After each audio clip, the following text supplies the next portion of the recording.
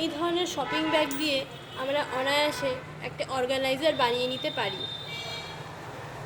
তার জন্য নিতে হবে এরকম একটি শপিং ব্যাগ, একটা এরকম ঝুড়ি বা বক্স আমাদের সবার বাড়িতেই থাকে, আর নিয়ে নিতে হবে একটা চুড়ি। এর মাধ্যমে একটা অর্গানাইজার আমরা বানিয়ে ফেলতে পারি।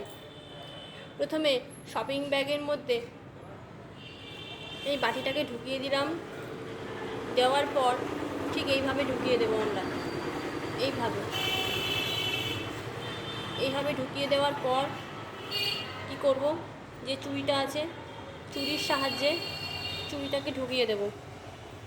ঢুকিয়ে দেওয়ার পর এটাকে উল্টে নেব এইভাবে। ঠিক এইভাবে যদি ঢুকিয়ে দিই তাহলে খুব সুন্দর একটি অর্গানাইজার তৈরি হয়ে যাবে। এবং এরপরে আমরা একটা করে গার্ডার, এই গার্ডারটা যদি রাখতে চাই রেখে দিতে পারি অনায়াসে, ফলে জিনিসটা খুব ভালো থাকবে।